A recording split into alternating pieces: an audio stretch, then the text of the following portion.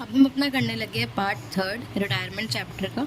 तो इसमें हमारा वही सेम कंसेप्ट जो हमने एडमिशन में यूज़ करा था, रीवैल्यूएशन अकाउंट वाला, वही सेम कंसेप्ट है। तो मैं तेरे को रिवाइज़ कर रही हूँ एंड आई होप कि तेरे को कुछ याद भी होगा इसमें से।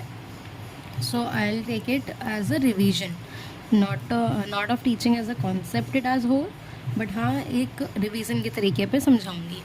अब यहाँ पे क्या है, हम रीवैल्यूएशन अकाउंट को P&L एडजस्टमेंट अकाउंट भी कहते हैं, ठीक है। और इसका नेचर क्या होता है, नॉमिनल नेचर। और नॉमिनल का जो हमारा 11th में हमने बेस करा था, तो नॉमिनल हम एक चीज़ को कब कहते थे, जब हम करते थे डेबिट ऑल एक्सपेंसेस और क्रेडिट ऑल इनकम्स, ठीक है। अब उसके बाद क्या है आपका, जो यहाँ पे मैंने एग्जांपल लिया है, ए और बी पार्टनर्स हैं, 20 साल से वो अपना बिजनेस चला रहे हैं, तो कुछ एसेट्स और लायबिलिटीज़ उनके पास होंगी। तो जब हम उनकी कीमत जो ये पहले थी, मतलब एसेट्स और लायबिलिटीज़ जो इनके पास 20 साल पहले थी, जो इन्होंने ली थी, ज़रूरी तो नहीं है कि 20 साल बाद भी उसी की वही वैल्यू हो सकता है बढ़ गई हो सकता है घट गई हो, कुछ भी हो सकता है। तो उसी को हम रीवैल्यू करने के लिए हमें उसे रीवैल्यू करना पड़ता है। क्यों? क्योंकि यहाँ पे पार्टनर कोई रिटायर हो रहा है। जब पार्टनर कोई आपका रिटायर होके जा रहा होता है तो उसे अपना रीवैल्यूएशन का गेन और लॉस चाहिए होता है। इसी करके हम यहाँ पे रीवैल्यू करते हैं और उसका गेन और लॉस पता लगता है। और गेन और लॉस को हम किस में डिस्ट्रीब्यूट करते हैं, ओल्ड पार्टनर्स में। कौन सी रेशियो में, ओल्ड रेशियो में। गेन और लॉस रीवैल्यूएशन का ओल्ड पार्टनर्स में ओल्ड रेशियो में डिस्ट्रीब्यूट होता है।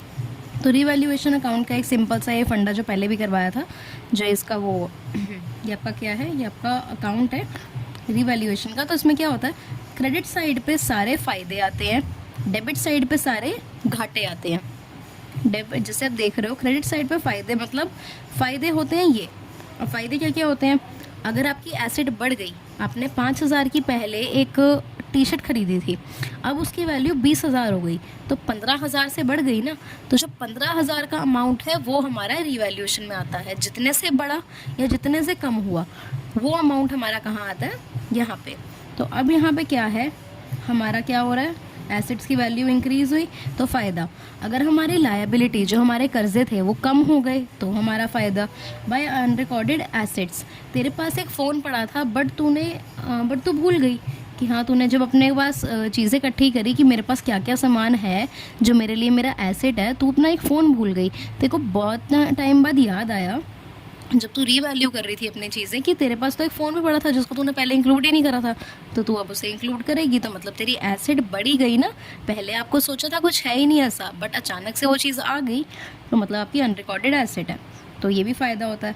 अब ये 3 तो हमारे क्या हो गए, फ़ायदे हो गए। अब यहाँ पे आते हैं घाटा पे। घाटे कौन कौन से होते हैं, मतलब लॉसेस। अब अगर आपकी एसेट की वैल्यू कम हो गई तो लॉस है। अगर आपकी लायबिलिटीज़ इंक्रीज़ हो गई तो लॉस है। अगर आपके पास यही जैसे अनरिकॉर्डेड यहाँ पे एसेट था, अगर यहाँ पे आपके पास कोई कर्जा आपने देना था, अब तूने मुझे देने थे 100 रुपये, बट तूने मुझे नहीं दिए थे पहले, फिर मैंने तेरे को 4-5 साल बाद आके जब तू रीवैल्यू कर रही थी अपनी चीज़ें, मैंने तेरे को याद दिलाया कि हरलीन तेरे पास मेरे 100 रुपये पड़े हैं, तो तूने मुझे क्या कहा, ठीक है अब मैं दे देती हूँ। तो अब तेरे पास क्या आ गया, एक अनरिकॉर्डेड लायबिलिटी आ गई तेरे पास। मतलब जो तेरे पहले कर्जा नहीं देना था तो वो तूने एक रिकॉर्ड नहीं करा था, वो तो भूल गई थी रिकॉर्ड करना, बट अब तेरे को रिकॉर्ड करना पड़ेगा, ठीक है। तो उसे अनरिकॉर्डेड लायबिलिटी को भी हम घाटा कहते हैं। अब जब हम इसको बैलेंस आउट करते हैं, अगर इस साइड बैलेंस बचता है तो हम कहते हैं by revaluation loss transfer to capital या करेंट अकाउंट। करंट हम क्यों लिखते हैं, जब भी क्वेश्चन में फिक्स्ड होता है, तो ठीक है ये आपको लिखना है। अगर आपका इस साइड बैलेंस बचता है तो लॉस है, क्रेडिट साइड में बैलेंस बचेगा तो लॉस है, डेबिट साइड में बैलेंस बचेगा तो आपका गेन है, ठीक है। तो सेम लिखना है, to revaluation gain transfer to capital या करेंट अकाउंट ऑफ जो भी ओल्ड पार्टनर्स हैं वो, और किस में बांटना है उस अमाउंट को, ओल्ड रेशियो में, ठीक है। किस में बांटना है आपने, ओल्ड रेशियो में। अब जब हमने उसे ओल्ड रेशियो में बांट दिया, अब हमने क्या देखना है, एक चीज़ मैं अगर एक चीज़ बताऊँ तो यहाँ पे हर चीज़ ओल्ड रेशियो में बढ़ती है एक्सेप्ट एक चीज़ के, जो कि होती है आपकी, जो आपने गुडविल की अभी पिछली क्लास में ही जो गुडविल की एंट्री करवाई थी ना, रिमेनिंग टू रिटायरिंग जो रिमेनिंग टू रिटायरिंग करवाई थी एंट्री, वही सिर्फ गेनिंग रेशियो में बढ़ती है। बाकी आपकी सारी एंट्रीज किस में बढ़ती हैं, आपकी ओल्ड रेशियो में, ठीक है। तो यहाँ पे मैंने यही लिखा हुआ है कि बस गेनिंग रेशियो वाली एंट्री एक ही होती है, वो भी होती है सिर्फ गुडविल की एंट्री, जो हमारे लास्ट हमने क्लास में करी, बाकी ओल्ड रेशियो में ही बढ़ती है मोस्ट ऑफ द चीज़ें सारी। तो यहाँ की एक बार जर्नल एंट्रीज देख, हमारी रीवैल्यूएशन की 3 जर्नल एंट्रीज होती हैं। 3 कौन सी हो गई? पहले तो हो गई सारी घाटे की, तो घाटे की कोई कैसे आ गई? रीवैल्यूएशन अकाउंट को आप क्या करोगे? डेबिट करोगे। और यहाँ पे सारी 2 वाली चीज़ें हैं, तो 2 इंक्रीज, ये डिक्रीज एसेट है ना, 2 डिक्रीज एसेट, जो भी एसेट होगा आपने वही लिखना है, मैं तो सिर्फ सिंपल स्टेटमेंट लिख रही हूँ। या 2 इंक्रीज लायबिलिटी, समझ रही है ना? ये तो तूने तेरे को आ भी गया होगा, अब तो सिर्फ जर्नल एंट्रीज नॉर्मल पास करनी। तो ये जर्नल एंट्री पहली होएगी इस साइड की, यहाँ वाली साइड की जर्नल एंट्रीज। दूसरी जर्नल एंट्री कौन सी आती है? ये वाली साइड की। और तेरे को पता है यहाँ पे बाय लिखा है, तो हम इन चीज़ों को क्या करते हैं? डेबिट करते हैं। तो क्या लिखेंगे यहाँ पे? इंक्रीज एसेट, मुझे तो नहीं पता क्या नाम है, मैंने सिर्फ ऐसे लिखा था। जो भी चीज़ का नाम होगा, मशीनरी होगी, फर्नीचर होगा, तो उसको आपने सीधा ये लिखना, मशीनरी फर्नीचर। तो अकाउंट डेबिट, फिर आपकी कम हो रही है लायबिलिटी, तो वो अकाउंट डेबिट। उसके बाद या फिर अनरिकॉर्डेड एसेट है आपका कोई, उसके अकाउंट को डेबिट करो। फिर क्या कर दो? 2 रीवैल्यूएशन, 2 क्या करोगे आप? Revaluation account. तो आपकी 2 एंट्रीज हो गई। अब तीसरी एंट्री कौन सी आती है? जब आप बैलेंसिंग करते हो तब आपका यहाँ गेन आता है या लॉस आता है? अगर आपका क्या आता है?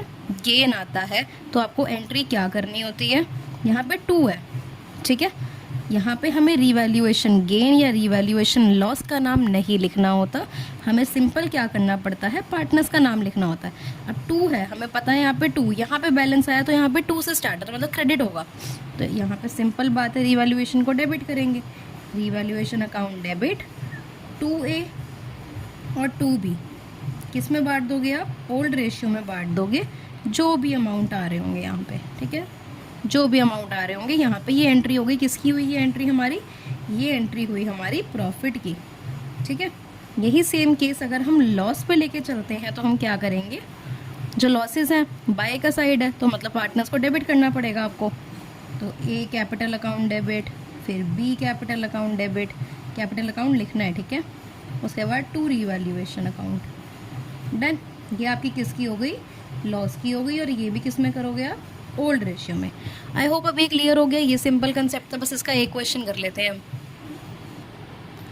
यहाँ पे हमारे पास क्वेश्चन है, क्वेश्चन हम एक ही करेंगे इसका रीवैल्यूएशन का, ताकि हमें सब कुछ क्लियर हो जाए। तो यहाँ पे क्वेश्चन है, A, B और C पार्टनर्स हैं, प्रॉफिट और लॉसेस किस में शेयर करते हैं?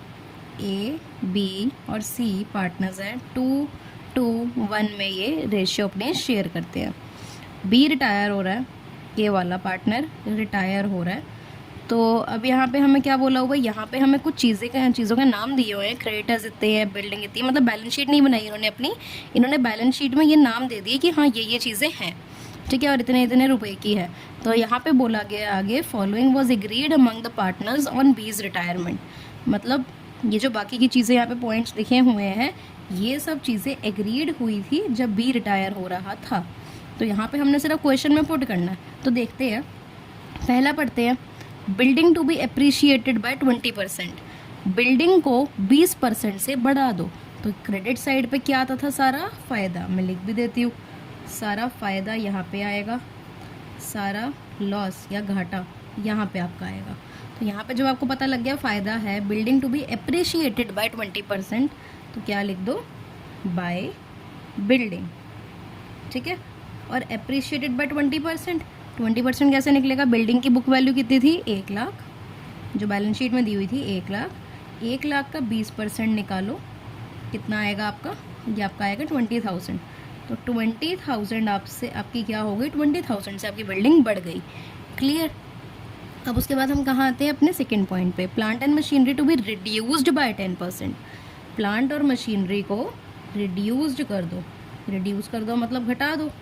तो प्लांट एंड मशीनरी यहाँ लिख दिया और घटा दो किससे? 10% से। कितने की थी प्लांट एंड मशीनरी? 40,000 की थी आपकी प्लांट एंड मशीनरी, उसको किससे घटाना है? 10% से। तो इसका 10% निकालो, कितना आएगा? 4,000। तो 4,000 से क्या हो गई आपकी? घट गई।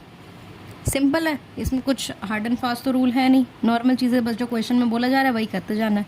अब provision of 5% debtors to be created for doubtful debt, 5% का डेटर्स पे क्या क्रिएट करना है, डाउटफुल डेट। तो जब भी हम provision for doubtful date create करते हैं तो वो हमारी पहले तो क्या हो जाती है, लायबिलिटी। तो मैं पूरा नहीं लिख रही, ऐसे ही लिख रही हूँ, प्रोविजन फॉर डाउटफुल डेट। और कैसे हमें अमाउंट पता लगेगा, कितने डेटर्स हैं हमारे पास बैलेंस शीट में, 20,000 डेटर्स हैं, उन पे कितनी की बनानी है, 5% की। तो 5% की यहाँ लिख दो, कितने आ गया आपका, 1000 आ गया। क्लियर है, ये चीज़ हमारी डन। अब उसके बाद आगे पॉइंट है, stock of raw material to be valued at 18,000 and finish goods at 35,000। मतलब रॉ मटेरियल, जो स्टॉक ऑफ रॉ मटेरियल यहाँ पे लिखा हुआ है ना 20,000 का है, उसकी अब दोबारा वैल्यू करिए तो वो 18,000 का हो गया। पहले 20 का था, अब 18 का हो गया, मतलब कम हो गया। कम हो गया मतलब डेबिट साइड पे आएगा। तो हम क्या लिखेंगे, to stock of raw material. ठीक है, ये लिख के हमारा क्या आएगा, to stock of raw material कितने से घटा है, 2,000 से। पहले 20,000 का था, अब 18,000 का हो गया, तो 2,000 से घट गया। और finish goods at 35,000, finish goods कितने के हैं, 30,000 के, अब 35,000 के हो गए, मतलब अब बढ़ गए हैं। तो क्या लिखेंगे, by finished goods, by finished goods. अब पहले 30 के थे, अब 35 के हो गए, तो 5,000 से क्या हुए, ये बढ़ गए, तो मैंने वो लिख दिया। अब आगे, an old computer previously written off as sold for 2,000 as scrap. मतलब एक पुराना कंप्यूटर है, उसको हमने क्या लिख के, मतलब वो क्या कर दिया, एक ओल्ड कंप्यूटर को हमने राइट ऑफ कर दिया है, मतलब पहले हटा दिया है, क्या समझ के, स्क्रैप समझ के। बट अब वो बिक गया है, वो अब सोल्ड हो गया है, कितने रुपए में, 2,000 रुपये में। तो हमारे लिए तो फ़ायदा ही है। जिसे हमने कबाड़ समझा था, अगर पैसे में बिक रहा है तो हमें क्या दिक्कत है। तो बाय ओल्ड कंप्यूटर कितना है, 2,000। ठीक है, फिर लास्ट हमारे पास आती है, firm had to pay 5,000 to an injured employee. Firm को, एक इंजर्ड एम्प्लॉय को 5,000 रुपये देने पड़ रहे हैं। तो इसका मतलब क्या है, अगर हमें 5,000 रुपये देने पड़ रहे हैं फर्म को, तो उसके लिए तो घाटा है। तो टू इंजर्ड एम्प्लॉई कितने देने पड़ रहे हैं उसे, 5,000। तो ये मैंने यहाँ लिख दिया, डन है। बस ये क्वेश्चन से, इसमें आगे तो कोई पॉइंट नहीं है, तो हमारा इक्वेशन कंप्लीट है। बस हमने क्या करना है, बैलेंसिंग कर लेनी है। तो बैलेंस करोगे तो आपका आएगा यहाँ पे 27,000 और 27,000। ठीक है, और बैलेंस कहाँ बच रहा है, यहाँ पे, क्योंकि बड़ी साइड ये वाली है। तो अगर यहाँ बचता है तो क्या होता है हमारा, प्रॉफिट। तो लिखोगे to revaluation gain transfer to capital account या करेंट अकाउंट ऑफ, किस किस को बांटना है, कौन कौन थे, ए बी और सी। तो ए बी और सी में बटेगा, किस में बढ़ता है, ये ओल्ड रेशियो में बढ़ता है। तो 27,000 को आप क्या करोगे, ओल्ड रेशियो कितनी थी इनकी होल्डिंग, 2:1। मतलब अगर हम कंपाइल करेंगे इनको तो ये कितनी बनती है हमारी, 5/5/5, यही होती है ना। तो इंटू 2/5 ये होगा। जब आप इसे कट करोगे तो आपके पास कितना आएगा, यहाँ पे 6,000 आएगी मेरे ख्याल से। हाँ, तो इसे 6,000 मिलेगी, इसे 6,000 मिलेगी और इसे 3,000 मिलेगी। ठीक है जी, यहाँ पे हमारी हो गई, ये हटा दे, नॉर्मल हमारी कटिंग हुई, हमने यहाँ पे निकाल लिया आंसर अपना कि यहाँ पे 6,000 इसको मिलेगी, इसे भी 6,000 मिलेगी और इसे 3,000 मिलेगी। तो ये हमारी क्या हो गई, नॉर्मल हमारा अकाउंट बन गया। अब बस इसकी मैं जर्नल एंट्रीज कर रही हूँ तो मैं शो कर देती हूँ, देखो बस। अरे आई एम सॉरी, ये नहीं था, 27,000 को नहीं, बैलेंस को बांटते हैं, मैं पागल ही हो गई। बैलेंस कितना आया हमारा यहाँ पे, 15,000। ठीक है, तो 15,000 को आप बांटोगे, 27,000 को नहीं बांटते, बेवकूफ़ों वाली हरकतें। देख मेरे से गलती हो रही है, तेरे से भी हो सकती है, तो ध्यान से करियो, ठीक है ना। 15,000 इंटू में क्या करना है, 2/5। तो इसे आप काटोगे तो आपका 3,000 आ जाएगा, फिर आपका 6,000 6,000 3,000। ठीक है, ये आपका डन है। अब मैं आपको दिखा देती हूँ, मैंने यहाँ पे जर्नल एंट्रीज कर दी है। हमारी जर्नल एंट्री क्या क्या हो गई, एक मैंने पहले इस साइड की करी, ठीक है, रीवैल्यूएशन को डेबिट करके, 2 plant and machinery, 2 PFDD, 2 stock of raw material या 2 कंपनसेशन ऑफ इंजर्ड एम्प्लॉय। तो यहाँ पे टोटल अमाउंट देखो पता है कैसे लिखते हैं, इसको अमाउंट को अगर तू नहीं लिखेगी पहले, सिर्फ जनरल एंट्री कर देगी, तो इन सब का अमाउंट इनके सामने डाल, इनका सबका अमाउंट तो तूने को इसमें डाला ही हुआ अकाउंट में, इनके सामने डाल और इनका टोटल करके कहाँ पे लिख देगी, यहाँ पे। ठीक है, ये हो गया। सेकेंड एंट्री हमारी क्या होगी, इस साइड की। सेकेंड एंट्री हमारी इस साइड की होती है, जो कि कहती है building account debit, finish goods account debit, old computer account debit to revaluation. ठीक है, और सारे अमाउंट सामने लिख दिए मैंने। अब यहाँ पे क्या थर्ड एंट्री कौन सी होती है आपकी, लॉस या गेन की। तो यहाँ पे गेन हुआ था तो मैंने क्या कर दी, रीवैल्यूएशन अकाउंट को डेबिट करा और 2A 2B 2C। ठीक है, यहाँ पे मैंने ये लिख भी दी, being revaluation gain transfer to capital account in 2:1। ये आपकी क्या है, नरेशन है। तो मेक श्योर आप अपने पेपर में नरेशन लिख रहे हो, भूल नहीं रहे। ठीक है, तो ये हो गया। और इसके आगे मैंने अमाउंट कैसे लिख दिया, जो बैलेंस आ रहा था मेरा गेन का वो लिखा, उसके बाद कितना कितना इनको मिल रहा है वो लिख दिया। कि हमारा रीवैल्यूएशन का कंसेप्ट खत्म। अब हम अपना एक बार पार्टनर्स कैपिटल का अकाउंट दोबारा रिवाइज करते हैं। अब यहाँ पे हमारा पार्टनर्स कैपिटल का अकाउंट, ये जो कंसेप्ट है वो स्टार्ट होगा, जो हमने सेम एडमिशन में करा था वही है, मैं वही रिपीट करवा रही हूँ। यहाँ पे क्या है, डिस्ट्रीब्यूटेबल आइटम्स। पहले हमने क्या करनी थी, डिस्ट्रीब्यूटेबल आइटम्स याद। तो मैंने तुझे क्या बताया था कि तेरे को ये याद करनी बहुत ज़रूरी है। ये 7 डिस्ट्रीब्यूटेबल आइटम्स होती हैं that you have to keep in mind in order to make question successful. ठीक है, अगर क्वेश्चन आपने अच्छे से करना है तो आपको ये करनी पड़ेंगी याद। तो यहाँ पे कौन सी आती है, कैपिटल। तो ये नॉर्मल होता है, आपको बैलेंस शीट में पता है कैपिटल दिखती है, कैश या बैंक दिखता है इस साइड। अब उसके बाद जो याद करने वाली चीज़ें हैं, जनरल रिजर्व यहाँ आता है, वर्कमैन कंपनसेशन रिजर्व यहाँ आता है, इन्वेस्टमेंट फ्लक्चुएशन रिजर्व यहाँ आता है, और अगर P&L में कोई भी प्रॉफिट होता है तो वो यहाँ आता है। ठीक है, जनरल रिजर्व क्या होता है, कोई भी एक रिजर्व बना दिया कि हम फ्यूचर में अगर हमने कोई अपना बिजनेस एक्सपैंड करना है तो हम वहाँ जाके क्या कर सके, हम उस पैसे से जो जनरल रिजर्व में हमने स्टोर करके रखे हैं उस पैसे को हम कहीं पे इन्वेस्ट कर सके, जिससे कि हमें क्या मिले, मतलब बेनिफिट मिल जाए इस जनरल रिजर्व का। ठीक है, एक तो जनरल रिजर्व हो गया। सेकंड आपका आता है WCR, मतलब अगर वर्कमैन को कोई भी चोट लग जाती है तो उसे कंपनसेट करने के लिए कुछ पैसा जमा करा जाता है। इन्वेस्टमेंट फ्लक्चुएशन रिजर्व होता है आपका, अगर आपने इन्वेस्टमेंट करी है कोई फ्यूचर में या आप कर रहे हो तो उसकी वैल्यू ऑफ कोर्स फ्लक्चुएट होगी। तो अगर उसकी वैल्यू में कोई गिरावट ना आ जाए उसके करके हम ये IFR बना के रखते हैं कि अगर आज हमने इन्वेस्टमेंट करी है 19,000 की, कल को वो जो अगर 17,000 की हो भी जाती है, अगर वो कम भी हो जाती है, तो हमारे पास इतना पैसा हो कि हमें कोई झटका ना लगे कि हमारी इन्वेस्टमेंट गिर गई, हमारे पास कुछ फंड हो उसको कंपनसेट करने के लिए। तो यहाँ पे इसलिए हमारा IFR का यूज़ होता है। और P&L का प्रॉफिट आपको बताइए।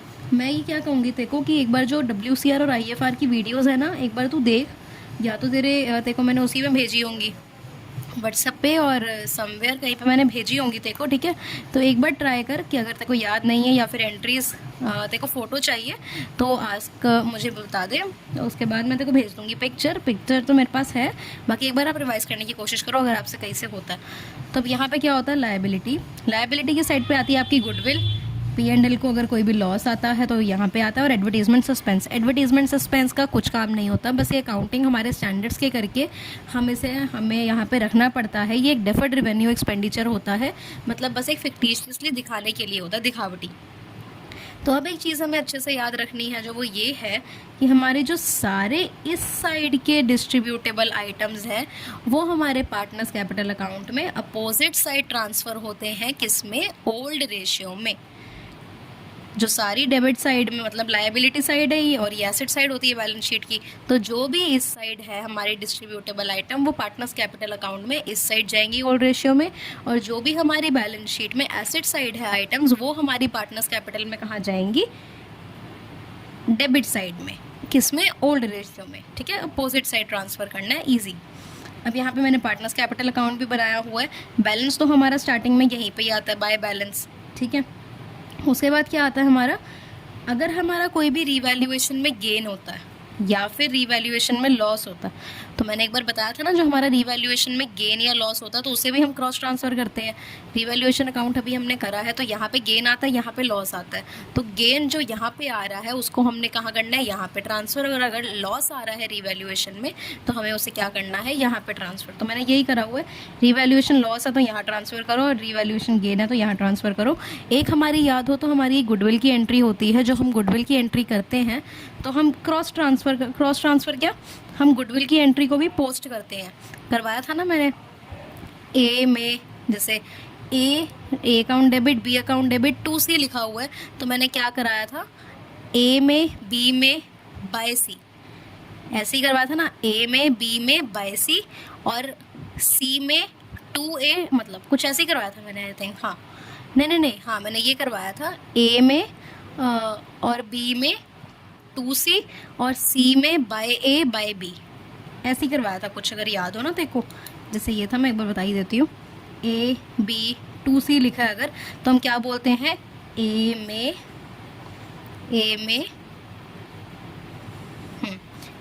बी में 2C और सी में बाय बी और बाय ए, ठीक है, ये करते थे। तो अब उसके बाद हमने जब ये वाली एंट्री भी पोस्ट कर दी अच्छे से, तो ये भी हमारी जब पोस्ट हो गई है, फिर हमने क्या करना है, हाँ इसके बाद हमारी आती है डिस्ट्रीब्यूटेबल आइटम्स को इधर उधर भेजने की पार्टनर्स कैपिटल में। तो डिस्ट्रीब्यूटेबल आइटम्स अगर आपकी general reserve, workman compensation reserve या IFR है या फिर P&L का प्रॉफिट है, क्रेडिट बैलेंस है, तो उसे आप यहाँ पे ट्रांसफ़र कर दो सारी इस साइड। और अगर आपका यहाँ पे गुडविल है, P&L का डेबिट बैलेंस है, एडवर्टीजमेंट सस्पेंस है, तो उसे आप यहाँ पे ट्रांसफ़र कर दो। और यहाँ पे क्या है, अगर बी रिटायर हो रहा है हमारा, अगर हमारा बी रिटायर हो रहा है, जैसे इस क्वेश्चन में था पहले वाले में, उसमें हम क्या कर रहे थे कि जो हमारा अगर हमें क्वेश्चन में गिवन है कि रिटायरिंग पार्टनर को क्या कर दो, कुछ पैसा कैश में दे दो, तो हम क्या करते हैं, कैश को डेबिट करके जितना भी कैश में दे रहे हैं, तो मतलब कैश को लिख देते हैं, टू कैश लिख देते हैं यहाँ पे, अगर हम कुछ भी पैसा कैश में दे रहे हैं।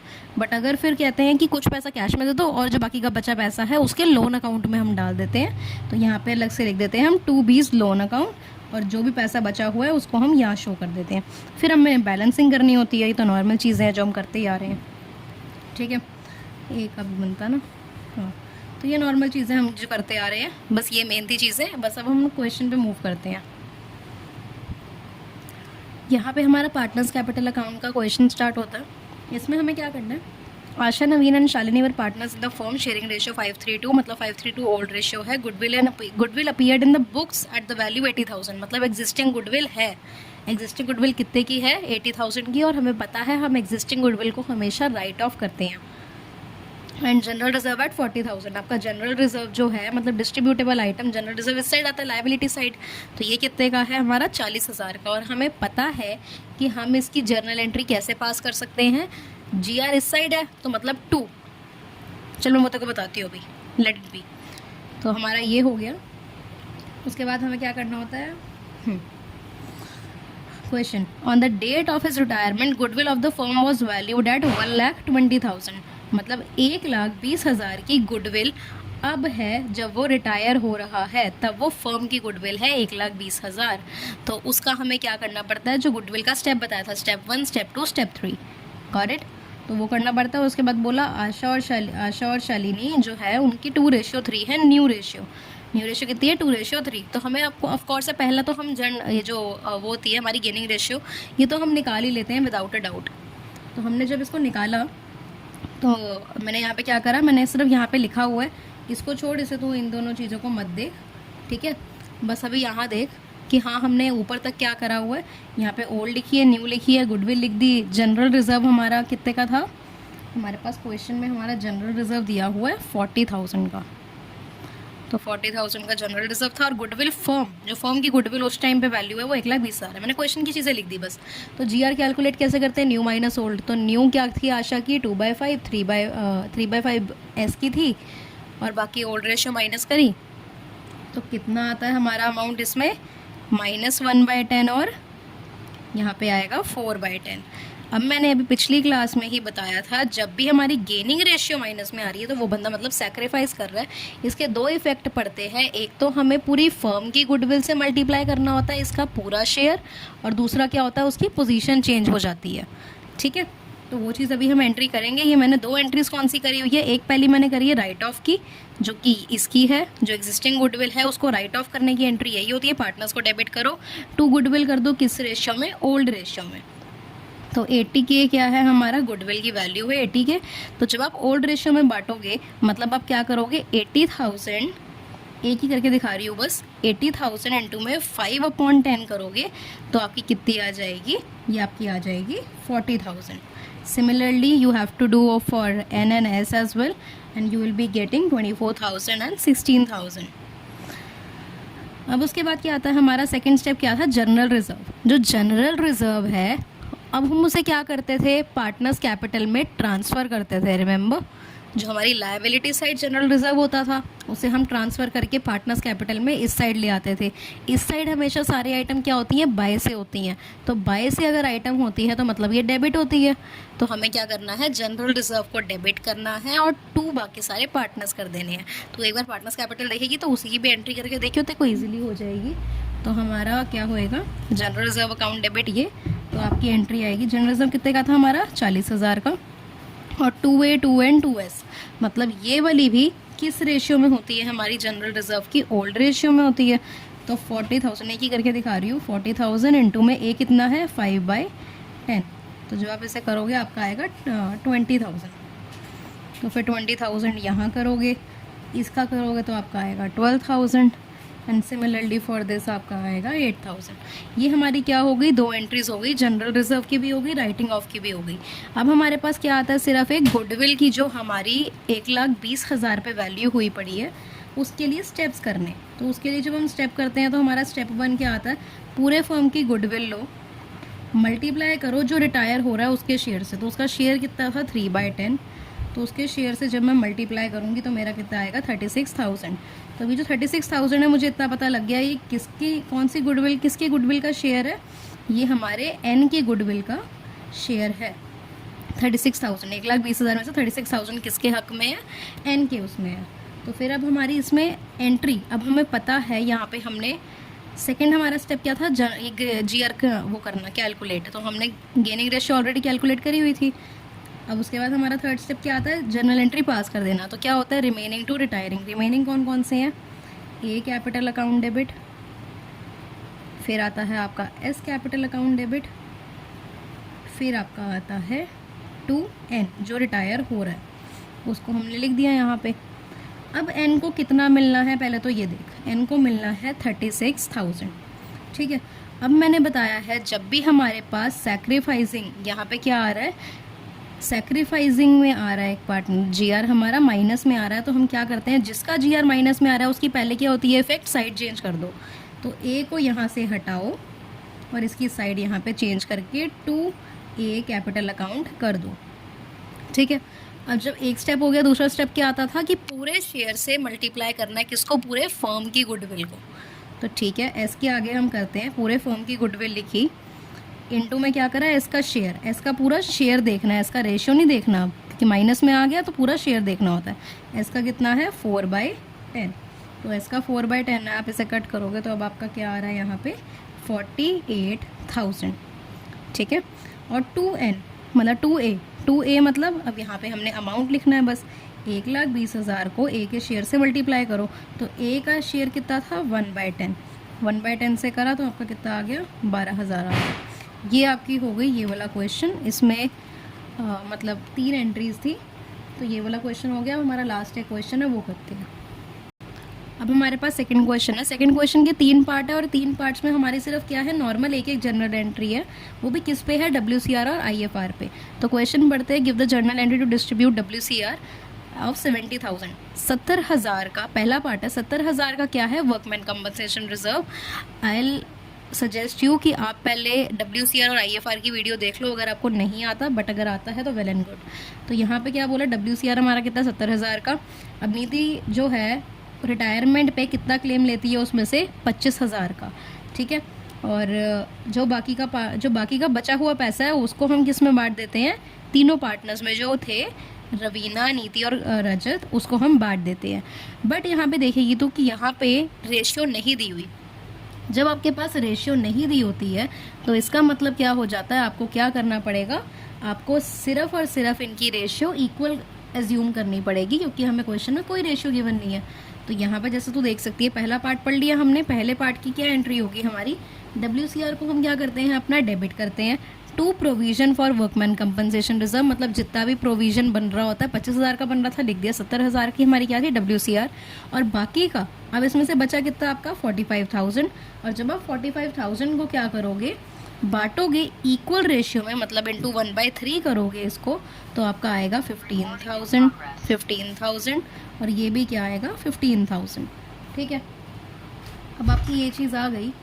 अब उसके बाद देखो यहाँ पे हमारा सेकेंड अब पार्ट स्टार्ट होता है। सेकेंड में हमारे क्या है, give journal entry to distribute WCR of 60,000 का WCR है। और रिटायरमेंट के टाइम पे क्या होता है, Sajan when there is no claim against it, मतलब at the time of retirement of Sajan retire हो रहा है और कोई भी क्लेम नहीं हुआ 60,000 में से, तो क्या होता है आपको रजत, सजन और कविता को इक्वल, इसको 60,000 को इक्वल रेशियो में बांटना पड़ता है आपको। तो अब आपने जब इसकी एंट्री क्या होगी, WCR को आप डेबिट कर दोगे, WCR डेबिट होता है, और बाकी का अगर क्लेम नहीं है तो बाकी का हम सारा क्या करते हैं, इसमें डिस्ट्रीब्यूट कर देते हैं। तो अब जब हम इसे डिस्ट्रीब्यूट कर रहे हैं तो अब हम इसे इक्वल रेशियो में करेंगे, तो 20,000 एंड सेम हेयर फॉर 20,000। अब हमारी बस थर्ड रह गई, जो हमारी थर्ड जर्नल एंट्री है, ये क्या है, give journal entry to distribute investment fluctuation reserve और 4,000 at the time of retirement of Z retire हो रहा है, और 4,000 का क्या बनाया हुआ है, IFR बनाया पड़ा है। मार्केट वैल्यू कितनी की थी इनकी, 19,000 की, और बुक वैल्यू कितने की आ रही है, मतलब यहाँ पे हम बनाते हैं तो IFR हमारा यहाँ आता है, IFR हमारा कितना है 4,000 का बनाया हुआ है, क्वेश्चन में ही बोला है। और यहाँ पे जो इन्वेस्टमेंट है आपकी, इसकी बुक वैल्यू 19,000 है, मतलब मार्केट वैल्यू आपकी 19,000 है, और जो अपीयर हो रही है बैलेंस शीट में वो कितनी है, 20,000 से। ठीक है, अब यहाँ पे देख, यहाँ पे हमने क्या करा, ये जो हमारी IFR थी, यहाँ पे मैंने देखो लिख के दिखाया कि बुक, हम क्या करते थे, बुक वैल्यू में से मार्केट वैल्यू को माइनस करते हैं। जब भी हम इन्वेस्टमेंट में फॉल मेजर करते हैं तो हम बुक वैल्यू में से मार्केट वैल्यू को माइनस करते हैं। तो कितना अमाउंट आ गया, 20 में से 19 माइनस करके 1000 आ गया, तो मतलब 1,000 रुपये का क्या हुआ, फॉल हुआ। और हमने 4,000 का ऑलरेडी सेफली क्या बनाया हुआ है, हमारा एक रिजर्व बनाया हुआ है 4,000 का। तो हमने क्या करा, IFR को डेबिट करते हैं, अगर कोई इन्वेस्टमेंट में गिरावट है तो उसको टू इन्वेस्टमेंट करते हैं, और बाकी का क्या करते हैं, पार्टनर्स में बांटते हैं, जो उन्होंने बोला है कि बाकी का बचा पार्टनर्स में बांटते हैं। तो अब क्या है, यहाँ पे भी आपको रेशियो नहीं दी तो इक्वली होगा, 4,000 का IFR था, उसको डेबिट करा, इन्वेस्टमेंट आपकी कितने की थी, मतलब कितनी गिरावट आई है 1,000 की, कितना बचा 3,000 को 3 बंदों में बांटना है, तो मतलब 1,000 आप किस में बांटोगे, हर एक पार्टनर में। तो ये भी हमारी एंट्री होगी। तो बस अब यही था इसमें IFR, ये जो हमने पार्टनर्स कैपिटल और रिवैल्यूएशन करा। अब आगे के नेक्स्ट पार्ट में हम क्वेश्चन से स्टार्ट करेंगे।